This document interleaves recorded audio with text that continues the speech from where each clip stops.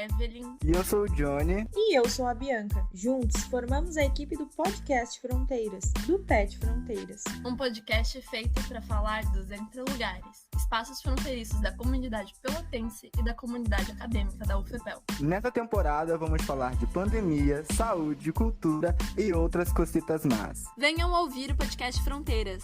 Acompanhem o conteúdo pelo Spotify e YouTube. Também nos siga nas redes sociais, @podcastfronteiras.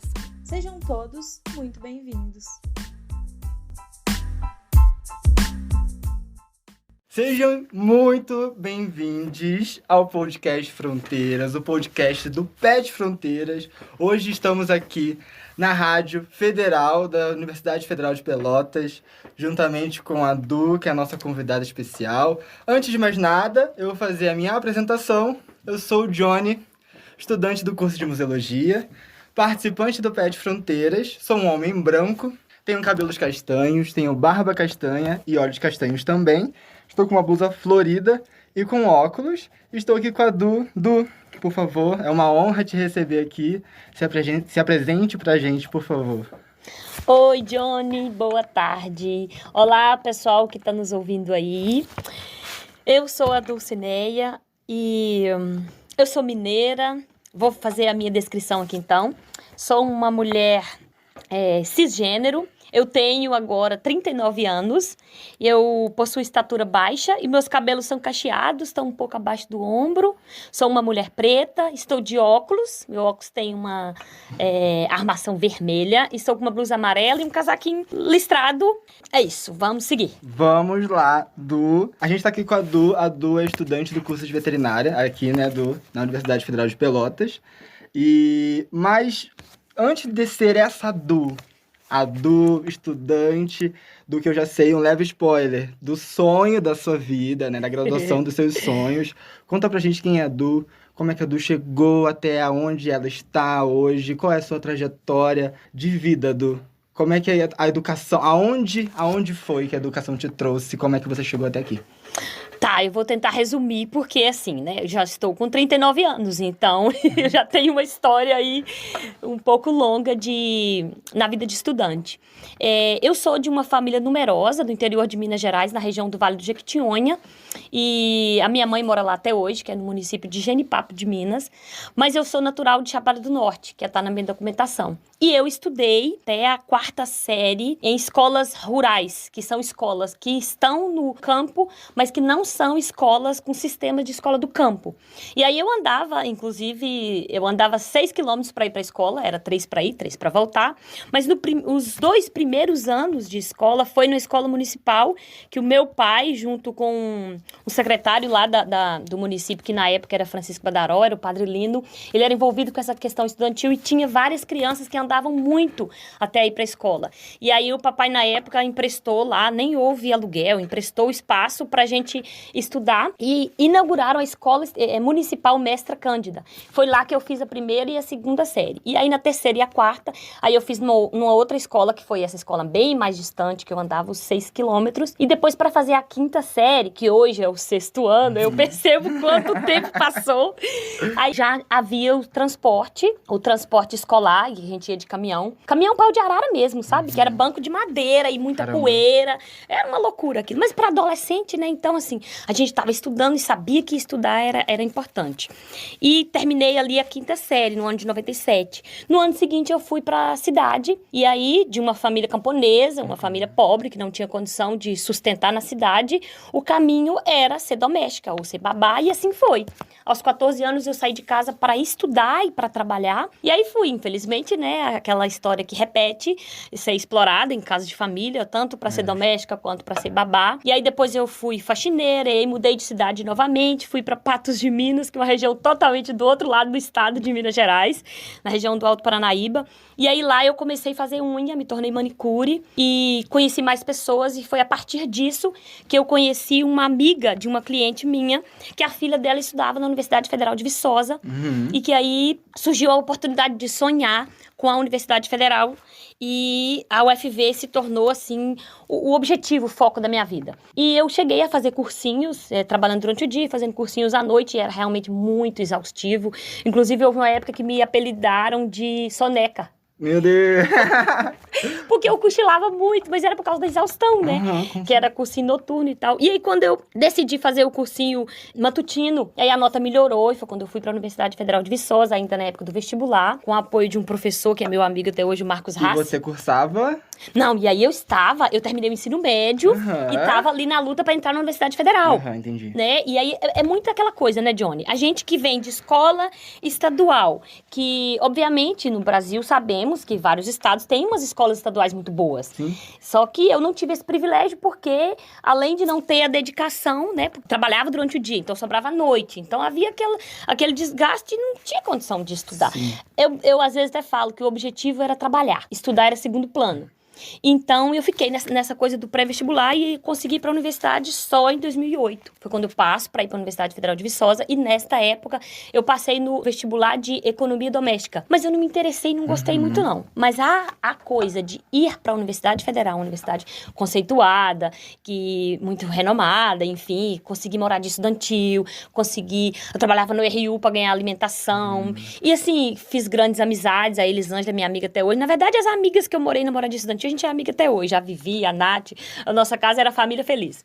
Então, assim, foi muito rico pra mim. E, em contrapartida, o curso não me entusiasmava muito. Aí eu continuei. Posso continuar? Olha. Tá bom, então tô falando seu. aqui da parte estudantil, que tem muitos detalhes, mas eu tô tentando resumir, porque é muito, realmente é extenso a história. Aí eu queria medicina veterinária. Era o seu curso do sonho. Era o curso dos sonhos. Porque, na verdade, é assim, por eu vir de uma família rural, uma família camponesa, e que a gente tem essa relação com o animal de uma maneira distinta do que eu tenho hoje, por exemplo, os animais para uso, animal para uso tanto de tração, né, os equinos, os muares e tal, para carga, para meio de transporte, alimentação, as galinhas, os suínos e o leite das vacas e tal, tinha essa relação muito forte, então eu tenho esse contato desde sempre. E aí, depois disso, foi desenvolvendo na universidade, né, com contato com as pessoas que faziam medicina veterinária, que cursavam biologia também e tal. Aí foi desenvolvendo esse outro universo entre relação com as pessoas e os animais, e foi, de fato, sustentando essa vontade de cursar medicina veterinária. E, obviamente, eu, naquele contexto de ter vindo de escola não tão boa, e a minha dedicação também não era tão boa, eu estava na universidade muito de excelência, mas o curso não me agradava e eu pensei, não, quero medicina veterinária, vou fazer. E a concorrência era brutal. E aí eu tentei prova de transferência até, e aí depois quando surgiu o SISU, aí foi quando eu fiz um cursinho semestral e eu concorri ao SISU, e na época, naquela transição de SISU e vestibular, nossa, eu tô falando de transição, parece que foi ontem, mas foi há muito tempo. Exato. Houve essa transição, e aí eu fui aprovada em 5 universidades federais, todas em medicina veterinária. Aí, inclusive, eu fui aprovada aqui na UFPEL. Olha que coisa louca. E aí, eu escolhi a Universidade Federal Rural do Rio de Janeiro. Porque estava perto de casa, perto ali das amizades, perto da UFV, ali, né? Perto da Zona da Mata. E aí, quando eu decido ir para o Rio de Janeiro também, porque tinha o programa de educação tutorial Medicina Veterinária, que era do curso. E aí, eu ousei atravessar a fronteira e viver a experiência. Nunca tinha ido ao Rio de Janeiro, né? Dizem que é cidade maravilhosa. Tenho suas ressalvas, mas no macro sim ainda. Tem muita coisa boa. Olha, tem amizades, inclusive, de lá. Legal. E foi uma fase complexa da minha vida, mas também foi uma fase muito rica. E hoje, assim, eu tenho um pouquinho de sabedoria para lidar com o que foi bom, sabe? Inclusive o PET, as amizades que eu construí, as pesquisas que eu envolvi no curso. Mas eu não estava satisfeita, Johnny. E eu sou uma pessoa teimosa com o destino, eu me considero, assim, um pouco determinada, assim, se não tá bom, vamos mudar. Dona de si. Um pouco disso. Um pouco disso também. Si, do seu próprio destino, e eu vamos faço. lá. Exatamente. Aí eu volto para Minas Gerais, porque eu não gostei, não me adaptei, de fato.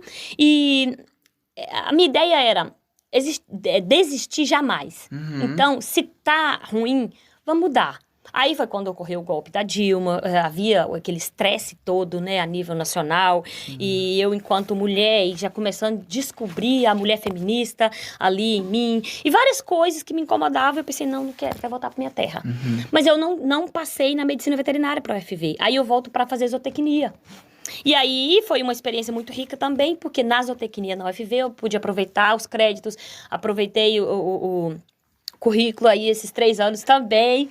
Foram os 3 anos que eu tive bolsa também, porque a gente fica na luta, né? Para as bolsas são importantes. E quando foi em 2019, eu tinha a chance de passar em outra universidade, eu fiquei insegura, porque a condição governamental do país a nível federal estava péssima. E eu pensei, não quero ousar, deixa eu ficar quieta aqui no meu estado, na minha universidade que eu gosto. Mas aí, quando foi em 2020, eu falei, tá, não dá, eu preciso realmente voltar para medicina veterinária, porque eu havia pedido uma pausa para ela, eu brinco, sabe? Eu vou voltar. E aí foi quando eu resolvo vir pro Rio Grande do Sul, aí eu vim pra UFPEL no início de 2020. Que legal, e você teve toda uma trajetória, a educação te proporcionou várias trajetórias, desde os seus primórdios ali no ensino fundamental e até agora, né, Du? Foram uma construção que você teve. Hoje, quem é a Du, mas sobretudo, quais as pautas que você está envolvida dentro da faculdade? A gente quer saber um pouquinho. Ai, eu adoro essas perguntas. Fala pra mim.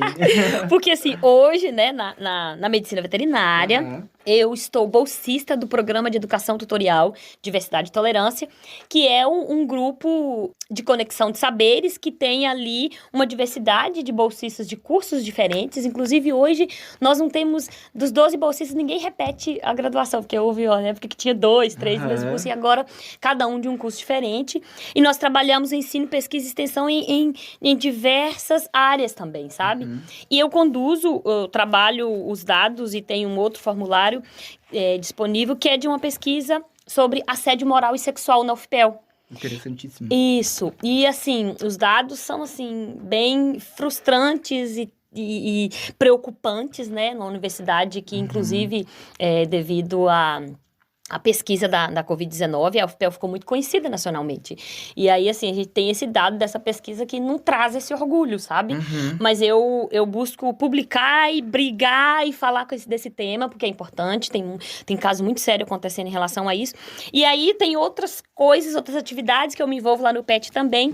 E aí, dentro dessa coisa acadêmica e amarrado com a coisa pessoal, porque não tem como desvincular, né? Embora, às vezes, algumas pessoas queiram que a gente desvincule, não tem como. Eu estou muito ligada a essa coisa do feminismo. Eu contribuo também atualmente na roda de estudos do Laboratório Interdisciplinar de Estudos Feministas, daqui da UFPEL.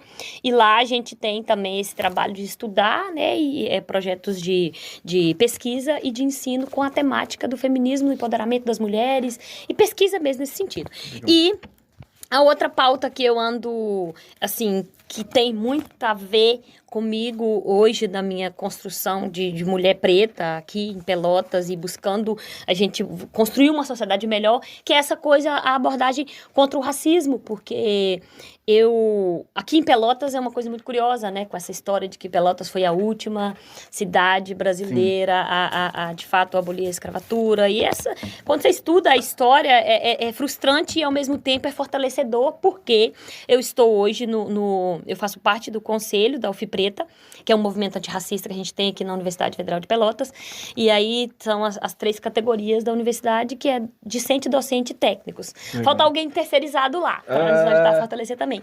E uma outra coisa que também, para mim, é muito importante, já trabalhei com esse tema, que é a agroecologia, que aí envolve da minha raiz, que eu vim de uma família que é da agricultura familiar, e a minha mãe, ela tem 75 anos hoje, é uma mulher envolvida com essas questões sociais, com as questões de política, a questão religiosa também, mas a minha mãe já foi 3 vezes na Marcha das Margaridas, aquele evento que as mulheres vão até Brasília manifestar os seus direitos, enfim. Então, de certa forma, tem essa coisa da questão da agricultura familiar, a questão dos movimentos, e a agroecologia está ligada a tudo isso, sabe? Que é a agroecologia holística, né? Ela busca fazer essa ponte com todas as questões. E a medicina veterinária me permite, porque a medicina veterinária a gente pode ligar ali o tripé pessoas, animais e meio ambiente. Então, interessante. Tô entusiasmada, tô numa fase muito boa da minha vida. Que legal. Ai, Du, é sempre bom ouvir isso, né? A gente já teve já teve um contato, na verdade, né? Sim. Prévio a esse contato que a gente tá tendo. Acredito que o destino nos traz aonde ele tem que trazer, nos leva aonde a gente tem que, de fato, estar. E acredito que seja esse momento. Então, conhecendo um pouco mais da sua trajetória, né? Do passado, a Du Você mora na casa estudante, né? Isso, Você mora na casa sim. estudante e você vivenciou e vivencia até hoje alguns cenários, assim. Mas é muito interessante a gente entender e ver o que você fala da sua mãe, porque me faz entender e ver que, de fato, assim, ó, a garra dela tem uma origem, sabe? Assim, vem uma origem de força, de antes das suas vivências que, obviamente, te trazem com um punch maior em relação à sua garra e à sua força como essa pessoa maravilhosa que você é. Obrigada. Mas conta pra gente como é que é. Eu quero muito saber, assim, como é que é pra você estar na casa estudante. Como se deu esses processos, como você falou, você vem de outro estado, assim como eu, a gente compartilha desse mesmo ponto em comum, né? Sim. Quando você vem de outro estado, a cultura, principalmente do Rio Grande do Sul, a gente veio do Sudeste, né? A cultura aqui é totalmente diferente, tudo é muito diferente, tudo que é ao nosso derredor, e assim como eu também, você veio sem um porto, você não tinha tantos contatos aqui de conhecer pessoas e enfim, ter um pouso, um porto seguro aqui, assim como eu também. E conta pra gente como é que foi sair da sua cidade, se deparar com uma cultura, com uma realidade, com um estado diferente, uma circunstância diferente, em prol do seu sonho, que é viver a sua experiência no ensino, no sonho sabe? Na sua experiência e no seu curso dos seus sonhos. Sim. Olha, só no meu estado eu já morei em 3 regiões muito distintas, né? Que eu nasci no Vale de Jequitinhonha, fui pro Alto Paranaíba e depois eu morei na Zona da Mata. Então, são 3 regiões totalmente diferentes do estado de Minas Gerais. Que também tem muita coisa E é diferente. muito grande também, Muito né? grande, é. E aí, quando eu fui pro Rio de Janeiro, já foi um choque cultural muito grande. E lá eu tive a experiência de morar também na moradia estudantil. E aí, é aquela coisa, né, Johnny? Eu costumo dizer o seguinte, morar na moradia estudantil é uma segunda graduação. Só que não cabe no Lattes. Caramba. Sabe? Não cabe. Porque são desafios e eu tô aqui agora na minha 3ª moradia estudantil, na minha 3ª universidade, 3 estados diferentes. E eu tô para te dizer o seguinte, as gerações mais recentes, tá mais difícil conviver. Porque a primeira coisa que eu coloco, por exemplo, assim, eu coloco as tecnologias como barra de socialização. E eu coloco também a questão socioeconômica, porque quando eu fui para moradia estudantil pela primeira vez, eu era a única que tinha aparelho celular, porque eu trabalhava com unha, então eu precisava dessa coisa. E, obviamente, nós vivíamos um outro contexto socioeconômico do país, mas as pessoas, por ter a questão socioeconômica muito próxima, havia uma união, havia havia me fugiu a palavra aqui agora, mas era como se fosse uma parceria, entende? E aí eu vejo que a galera de 2020 pra cá, às vezes isso não rola com tanta intensidade que acontecia antes. Mais individualista. Eu percebo um pouco disso. Eu percebo um pouco. E eu, tristemente, observo que pós-pandemia ou após aquele processo de isolamento e afastamento social, agravou um pouco mais. Entendo. Mas assim, quando eu cheguei em Pelotas, foi um pouquinho antes de iniciar a pandemia, que foi quando a OMS declarou, que foi dia 11, numa sexta-feira. Minha primeira semana de aula na UFPEL foi frustrante. Um calor insuportável, uma fila de ônibus gigantesca. Não tinha água no campus, que eu estudo no Capão do Leão. Foi uma coisa, eu falei, meu Deus, o que eu tô fazendo aqui? E eu descobri que minha aula era longe de casa, que tinha que pegar ônibus. O primeiro dia de aula eu perdi o ônibus da UFPEL. Então, assim, houve uma falta de informação no sentido de pequenas coisas, como eu te falei, pelo próprio ônibus. Mas aí tá, aquela coisa, quando você chega, você tá no gás, né? Tá tudo ótimo, vambora que vai dar certo. Vamos fazer acontecer. Aí na sexta-feira aconteceu, a OMS declarou pandemia. Aí aquele choque, pera lá, aí ficou aquela coisa estranha. Aí nas próximas semanas, sem aula, aí nós, na casa estudante, né, a casa do estudante tava lotada, assim, a céu, cheia de gente, e todo mundo aquela coisa, aquela angústia, ai meu Deus, vou pra casa, não vou. Quem é de perto, foi pra casa. E você tava como definitiva na casa do estudante. Pior que não. Aí vem outro drama, né? Nada de definitivo. Na verdade, assim, tudo de cota de renda, de cota de etnia e de alimentação e de transporte, tudo ali como provisório. E que também foi uma luta para conquistar, porque eu não entendo muito bem o que acontece nessa universidade, não. Parece que há uma resistência muito forte Principalmente pra gente que é cotista, sabe? Aham. Eu sinto muito isso na pele, assim. Aí a gente aborda essa coisa do racismo institucional, né? Óbvio, tem várias coisas. E que às vezes é racismo e que a pessoa não quer classificar como racismo, porque racismo é crime no país e a pessoa não quer ser criminosa. Ainda mais dentro de Exato. uma instituição federal, né? Exato, porque é aquela coisa, não importa de onde eu vim. E aí, como eu trabalho essa pesquisa do assédio, eu abordo muito essa questão do assédio moral, por exemplo. A pessoa fica humilhando a outra porque a pessoa veio de outra região, ou que seja do Nordeste. A gente viu isso muito agora nas eleições, essa coisa da xenofobia. Então, por exemplo, assim, aqui é um território federal. Qualquer um de nós passou no concurso, a gente tem direito de estar estudando aqui. Então, pra isso, eu sou teimosa. Aí, eu sou atrevida mesmo. E eu peito e falo. E aí, só que quando eu cheguei, há essa vulnerabilidade, né? Eu tinha acabado de chegar. Eu conheci uma pessoa daqui, que até eu conheci através do PET, mas assim, a gente tem que lutar pelas coisas que é direito da gente.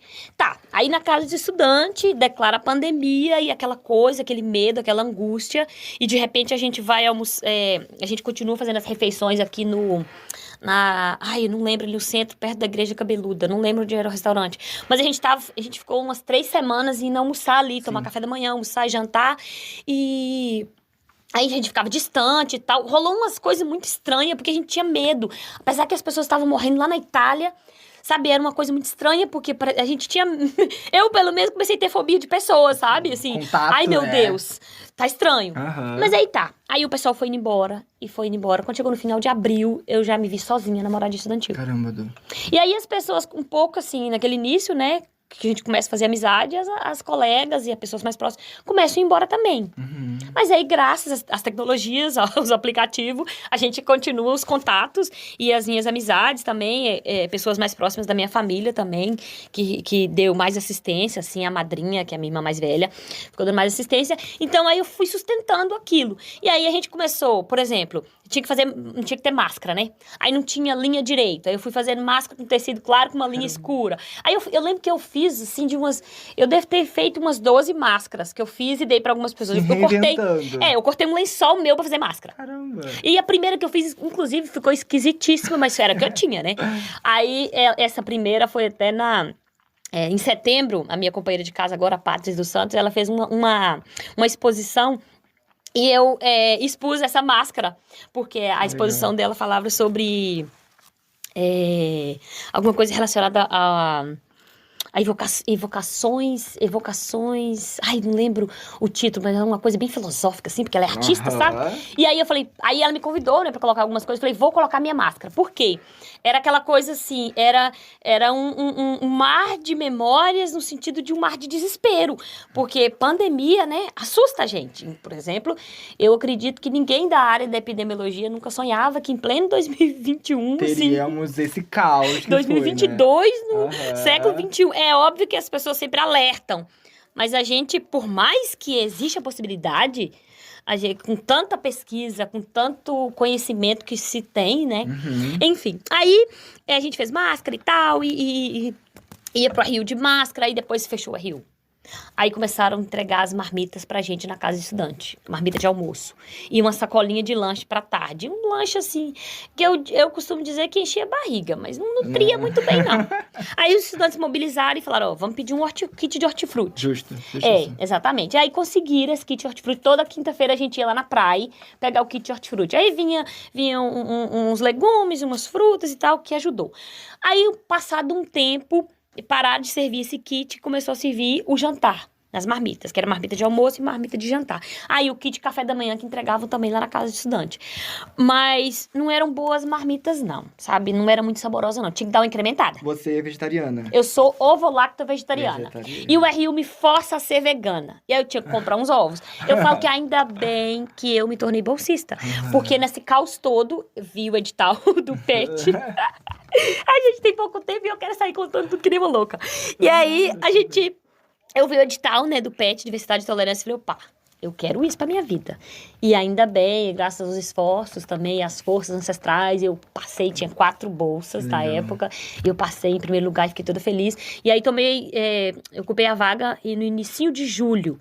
Aí as coisas começaram a melhorar, obviamente, com bolsa, aí podia comprar um ovo, podia comprar uma coisa pra incrementar a alimentação. Mas a parte psicológica era muito louca, porque a galera realmente foi embora, né? Entendo. As pessoas mais próximas. Aí ficou quem ficou ali junto comigo mesmo, que se tornou meu amigo, a gente é parceiro até hoje, que é o Juan, meu amigo da Venezuela, e ele veio fazer pós-graduação.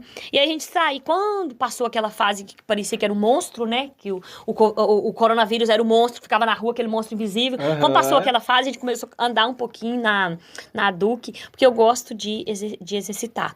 Quando eu vim pra cá, inclusive em 2019, eu tinha exercitado, tinha competido com o pessoal da universidade, tinha ganhado umas medalhas. Eu sou do atletismo, sabe? Legal. E eu tava assim, já louca, pra ficar dentro de casa. A gente tentou yoga, tentou alongamento na garagem, mas nada tava sendo suficiente.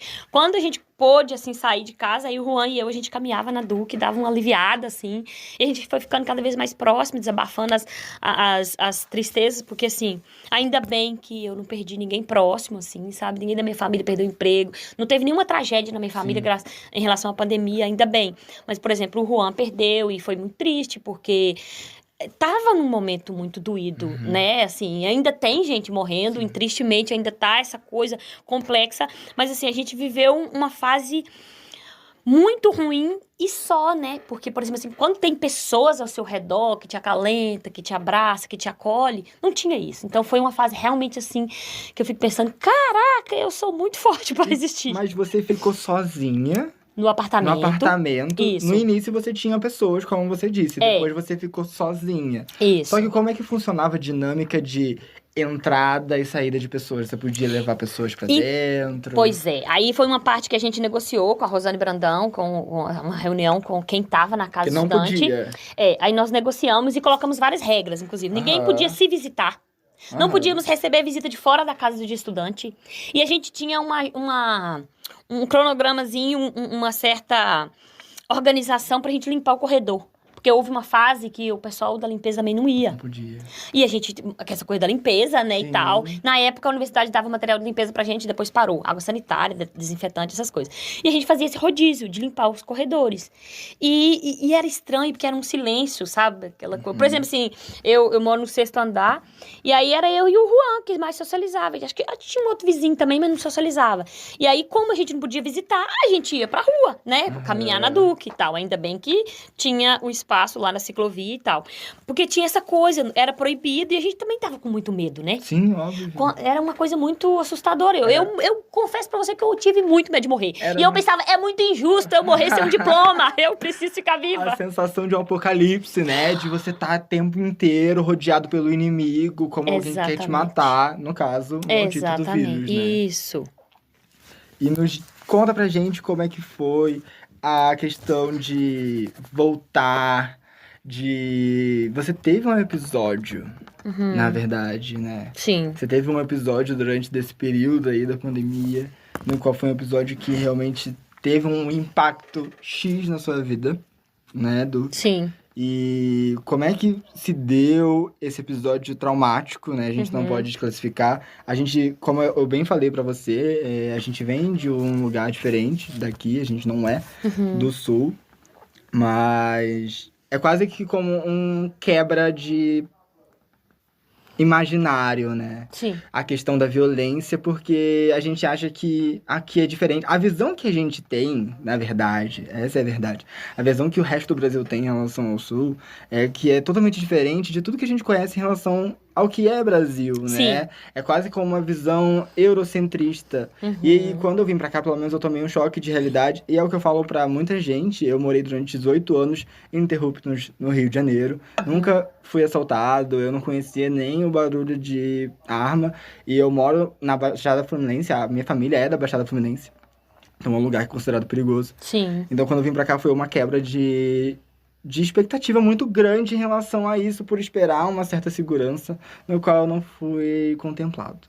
Ai, que triste. E como é que foi pra você essa sensação de estar segura ou não se sentir segura neste novo lugar que você habita? Nossa, Johnny, seria muito interessante se eu tivesse passado por um processo aqui na UFPEL sem essa parte, né? Mas como aconteceu, a gente faz parte, né? Aconteceu, faz parte da vida, então a gente compartilha. Esse pensamento seu né, que a gente do Sudeste tem, é o pensamento que eu também tinha.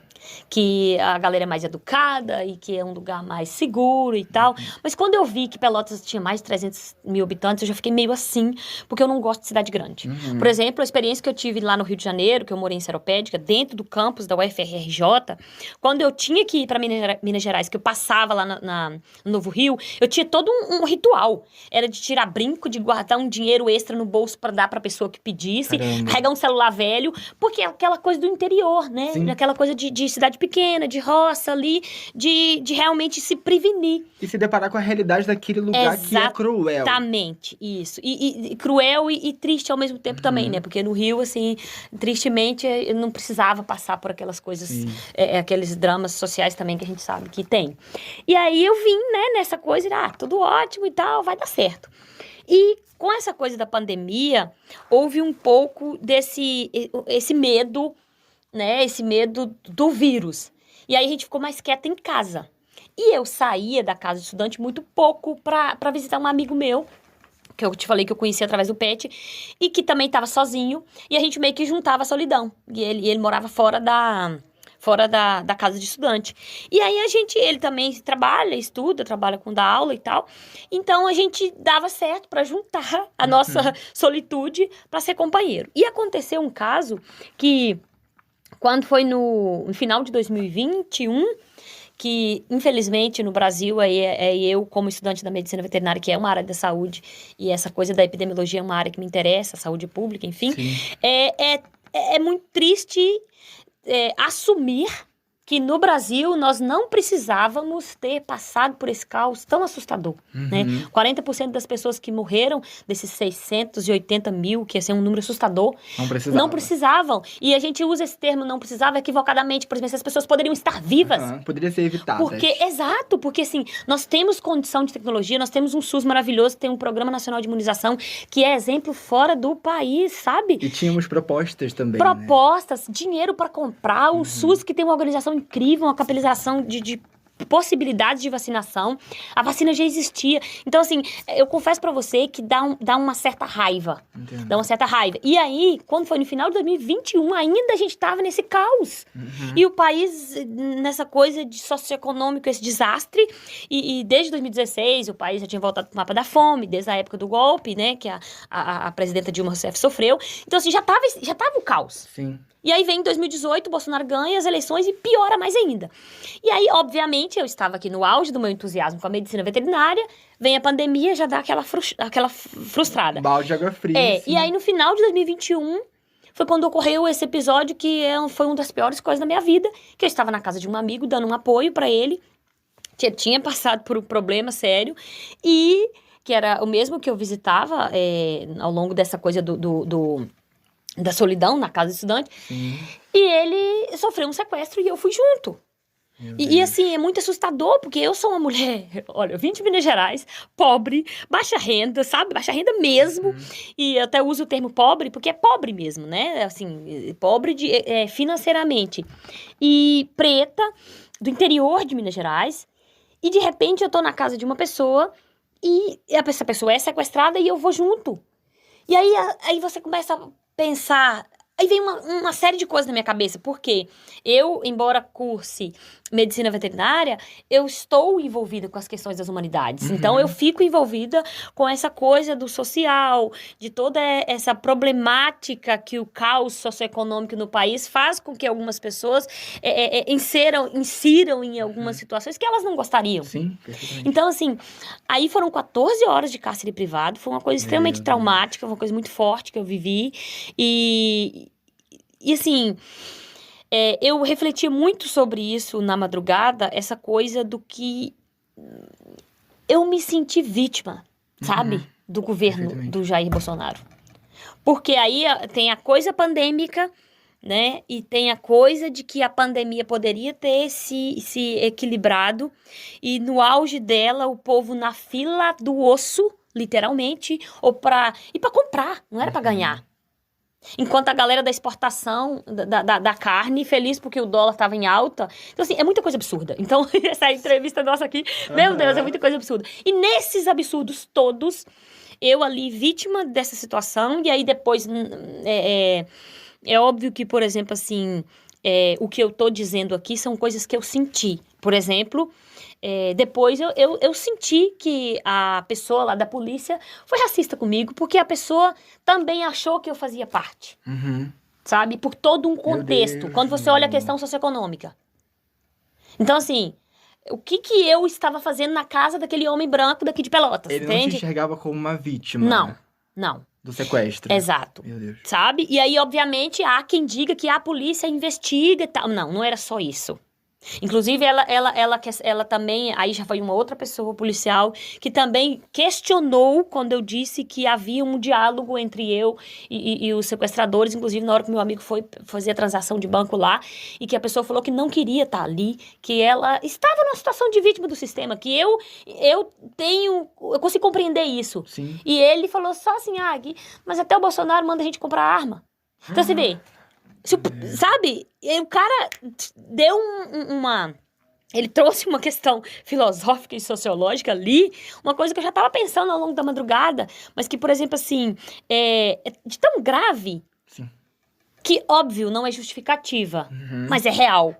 E aí a policial falou pra mim que isso não existia. Eu falei, existe. Existe. E aí eu tive que falar pra ela, né? Falei, olha o caos socioeconômico que o país tá. A galera tá com fome, então eu não tô justificando. É tanto que levaram coisas da geladeira da casa do meu amigo. Levaram as comidas. A gente tinha vindo aqui no centro, eu tinha feito umas compras na feira, levaram ovo, frutas, limparam a geladeira. Carne, roupa usada, tênis usado, sabe? Então, assim, não havia somente pessoas que estavam querendo milhares, não. Havia uma galera que tava ali com fome. Inclusive, eu até falei isso num dos eventos do PET que a gente foi, que a nossa bolsa, tristemente, há mais de uma década não é reajustada, a gente recebe R$400. E eu falei isso em um dos eventos lá do PET, do Interpet, que naquela noite, quando eu falei para um dos sequestradores, que eu falei, olha, eu tenho dinheiro na minha mochila. Sabe, tava numa situação tão desesperadora, eu falei, eu tenho dinheiro. Ele falou, quanto você tem lá? Eu falei, eu recebi a bolsa essa semana, eu acho que eu tenho uns 280. O cara deu uma risada bem sarcástica, sabe? E falou assim pra mim, e se eu compro um lanche pra vocês passarem a noite? O que pra gente é muito, né? O que pra nós é muito. Então, assim, é muito humilhante quando você escuta, por exemplo, o ministro da Educação do governo do Jair Bolsonaro dizer, né, que a gente tá aqui na universidade fazendo balbúrdia, que a gente não estuda, e que faz e acontece. Essas tantas coisas absurdas que são ditas, e que parlamentares falam, e que a sociedade às vezes repete. E que a gente tá aqui na relação, sabe? A gente tá produzindo, sim, 20 horas por semana por conta do PET, a gente produz, a gente trabalha. E aí, pra ouvir que R$280 tem esse fim. Então, é frustrante. Aí, aquela parte que te bota pra refletir, sabe? Que dói, assim, mas isso também nos dá força. Nos dá gás pra seguir. E aí, é óbvio, naquela noite das 14 horas, rolou muita coisa. Eu tive uma conexão muito forte com a minha mãe, com a minha ancestralidade também. E eu rezei muito, eu pedi muito pra gente sair dali vivo. E que eu só queria isso. Tão forte que foi, sabe? Foi muito forte. Foi. Muito forte. E o seu relato, ele traz uma... É muito... Mais uma vez eu digo e reafirmo que é muito difícil dar continuidade a essa temática, porque é algo que realmente toca numa ferida, é um trauma, né? É um trauma, e um trauma ele carrega um peso, mas ao mesmo tempo é muito interessante, muito em aspas, tá? Te ouvir falar por conta de não ver a dor e sim a resiliência no seu falar. Sabe? O que eu consigo perceber ao passo que você fala, ao passo que você relata um momento de desespero, de dor, de sofrimento e, sobretudo, de muita reflexão de acordo ao cenário no qual a gente está inserido, infelizmente, né? Sim. Com um passo para a mudança, ao futuro que estamos vindo a ter, né? Essa esperança do novo que tá raiando novamente pra gente. Sim. Mas não sinto, sabe? E é muito forte te ouvir falar. É muito forte te ouvir falar. Acredito que as pessoas que irão ouvir o podcast irão sentir essa força que existe dentro de você, não só por conta desse fato, né, que foi o sequestro, mas por toda essa trajetória de muita resiliência, de muita força, de muita garra, de muita determinação e de muita valorização. Eu acho que isso tudo é muito impactante pra mim. A valorização que a sua vida tem em relação à importância da educação, sabe? E a forma de como você progride e como você leva isso adiante, eu acho muito lindo demais, Que demais, legal. demais. Ai, eu tenho sonho de ser professora universitária, de ser, assim, uma formadora de médicas e médicos veterinários com um pensamento da saúde coletiva pra gente trabalhar a prevenção, sabe? Que não somente no cuidado das doenças e dos animais doentes, pra gente evitar que os animais adoeçam, evitar que a gente pegue zoonose, sabe? Tudo nessa coisa da saúde única mesmo, que é agroecologia, que o pessoal inventou, inclusive, um termo chique, que é One Health, que sabe que é a saúde única, é a agroecologia, sabe? É a ancestralidade, são os saberes ancestrais em todos os sentidos da prevenção, da sabedoria da prevenção, sabe? Tem uma outra coisa, Johnny, que pra mim é importante ressaltar também, Diga. que após esse episódio triste que eu vivi, o gerente do Banco do Brasil também teve uma atitude racista que ele, no momento que a gente foi lá pra resolver as coisas, ele achou que eu era uma das membros da situação, Deus, uma das criminosas, inclusive. E foi uma situação muito constrangedora para ele depois, porque eu tive ataque de pânico lá no banco e eles não estavam deixando eu subir, porque tinha passado o horário de atendimento do banco, mas meu amigo tinha subido e a gente estava junto porque o boletim de ocorrência era o mesmo. E aí ele achou que eu fazia parte, porque eu estava num contexto e as características estereotipadas, né, de uma mulher que poderia estar envolvido. E aí num pensamento racista, obviamente eu consigo fazer essa leitura hoje, porque por causa da minha formação, junto com o pessoal da UF Preta e junto com o pessoal do LEF também, que a gente aborda essas questões de uma mulher feminista preta. E aí, quando eu consegui subir, e que eu cheguei lá e que eu abracei meu amigo e que eu chorava desesperadamente, assim, copiosamente, igual uma criança desesperada, com medo, sabe? Quando a mãe larga, tipo isso. E aí o cara olhou pra mim e falou, desculpa qualquer coisa. Ou seja, ele sabia. Então, muito louco isso, porque eu vim para uma cidade do Rio Grande do Sul, do interior do Rio Grande do Sul, com toda essa coisa de que a gente vê como um lugar de gente educada, de que a gente está na universidade, a gente rala para estar na universidade. Então, por exemplo, assim, na Universidade Federal de Viçosa, da onde eu tenho muito orgulho de dizer que eu sou egressa, a gente é extremamente bem tratado dentro da instituição e na cidade, porque as pessoas sabem que a universidade existe porque a gente existe. Então, assim, há uma valorização, há um respeito sobre tudo, sabe? E aí eu senti essas duas coisas. E pra mim, óbvio, eu já tinha vindo de uma violência brutal, aí vi essas outras violências e falei, cara, mas peraí, gente, o que tá acontecendo nesse lugar?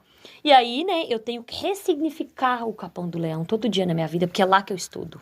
E é lá que eu quero me formar, é lá que eu preciso do meu tão sonhado diploma. Então, a ressignificação, pós essa coisa de EAD, essa coisa de à distância, a partir de agosto desse ano, para mim, foi muito marcante. Tem sido, inclusive, né, as primeiras provas presenciais.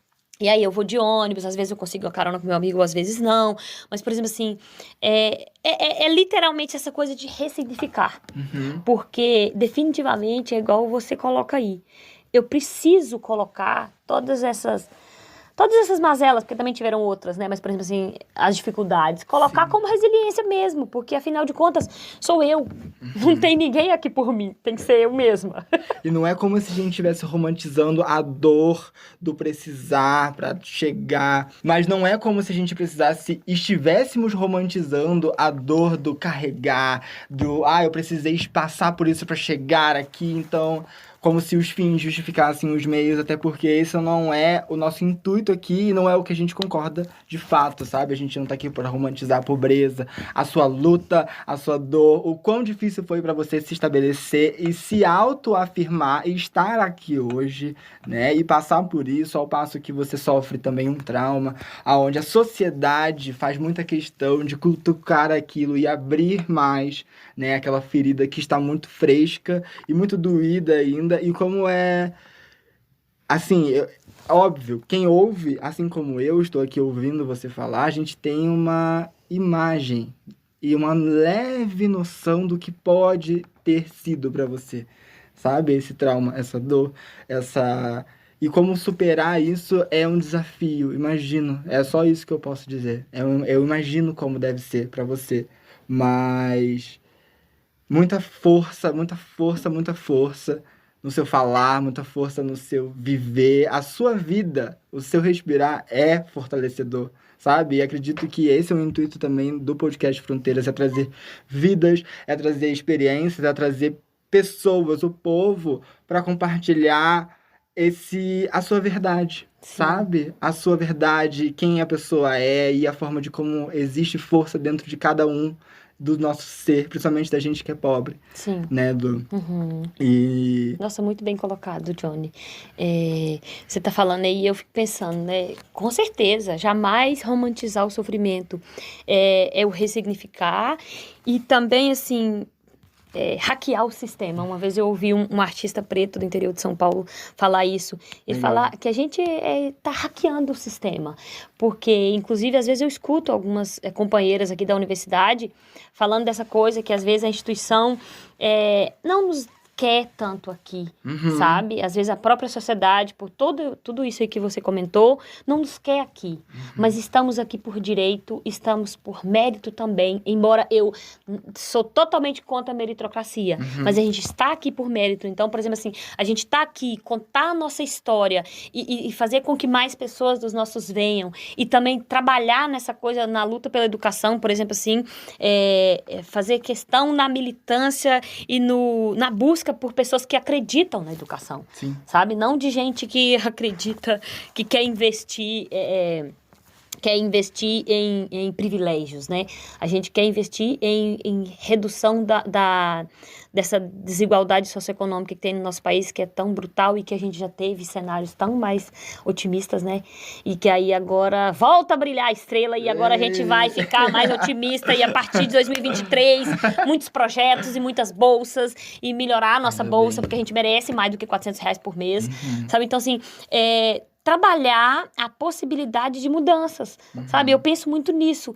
E que às vezes me atrapalha um pouco, porque ao invés de pensar no meu, eu tô pensando no alheio, eu tô dando dica pro colega, eu tô querendo que não sei quem lá seja selecionado naquele edital que a pessoa nem sabia que existia. nunca Então, é assim, só eu fico... o nosso, né? Exato! Os pares, a gente Nunca precisa é das só o mãos. nosso. Sabe, por exemplo, de todas as coisas que eu falo, igual eu falei, dessas pautas que eu carrego, várias outras pautas, essa coisa também, o Brasil é muito triste nessa questão da homofobia também, sabe? A transfobia, sabe? É muita coisa que a gente precisa trabalhar desde a tenra idade ali nas crianças, desde cedo, sabe? Eu sou um problema em vários lugares que eu vou, porque as piadas eu não acho graça, sabe? Eu quero falar para as crianças o que é respeitoso, o que não é, porque a gente precisa trabalhar nisso. Não é só a nossa resistência. A nossa realidade. A gente precisa trabalhar, fazer com que, de fato, a realidade mude. E eu acredito que vai mudar. Não, eu acredito que tudo o que você diz pra mim vai de acordo com a ideia de fronteiras e ultrapassar elas, porque Isso. fronteiras são isso, né? São lugares de tensão. Hoje eu veio de uma colega, Evelyn, inclusive, que faz parte do podcast Maravilhosa, minha amiga Fronteiras. querida. Também, minha amiga também. E ela disse exatamente isso, que fronteiras são lugares de tensão. Né? Lugares fronteiriços são lugares de tensão e muitas vezes de rupturas, sabe? E eu acrescento no que ela diz, porque aonde existe tensão e, consequentemente, rupturas, existe crescimento. E é onde eu acredito fielmente nesse projeto. E a gente, infelizmente, chega ao final dele com a pergunta clássica do podcast Fronteiras, que eu espero que continue. Essa pergunta que é o que dá a nossa cara, dá o nosso tom para as próximas temporadas. E quero saber, Dadu, quais fronteiras você almeja? Quais são as próximas fronteiras? Porque a sua vida, pelo que a gente ouviu agora, ela é isso. São espaços de tensão sendo rompidos o tempo inteiro que te proporcionaram crescer e chegar aqui. Sabe, Du? Sim, sim. Nossa. Quais são as fronteiras que você quer ultrapassar Meu Deus, daqui tantas. pra frente? Aquelas, as que eu quero romper e as que eu quero trazer uma galera junto comigo. Vamos, por favor. Vamos ocupar isso aqui. Romper todos juntos. Nossa, são tantas, Johnny. Porque eu fico pensando, por exemplo, essa coisa essa coisa dos preconceitos, porque, por exemplo, assim, se fosse pra eu te responder isso há 7 anos atrás, seria mais objetivo. Mas agora tá tão intolerante, tá tudo tão assustador no país. Eu sinto, parece que tá havendo um retrocesso, ou então as pessoas estão mostrando a cara de fascismo, uma coisa tão assustadora, que, por exemplo, assim, a gente precisa romper essa barreira da intolerância em vários aspectos, sabe? Porque, por exemplo, assim, a gente que vive nessa coisa de tentar buscar o amor livre, igualdade no sentido de que as pessoas sejam livres e no sentido... Ser contempladas. Ser contempladas, exatamente. Então, por exemplo, assim, é uma coisa utópica, mas real, é possível. É possível, por exemplo, assim, a gente sabe que uma criança, eu sou tia 12 vezes, e fora as filhas das amizades. Então, assim, a gente sabe que uma criança, e fui babá também, né? Quando ela a criança é inocente, a criança carrega amor. Por que ao desenvolver... Você deixa ou você constrói na cabeça da criança a homofobia, constrói o racismo, constrói o preconceito de cabelo cacheado, da pessoa que é gorda, da pessoa que é preta, sabe? Então, assim, eu penso que essa fronteira dessa questão de barrar a intolerância, e aí essa coisa da intolerância a gente vai para outras fronteiras, né? A questão religiosa, a questão política, nossa senhora, muitas é muito forte. Romper. Muitas. Porque, assim, a sociedade é complexa. Porque o ser humano faz com que se torne, né? O ideal é que fosse mais zen e que também, assim... Por isso que eu sou fã da agroecologia, porque, por exemplo, o capitalismo traz muito isso. Essa gana, essa sede, essa coisa que a gente viu nos últimos anos com o processo pandêmico.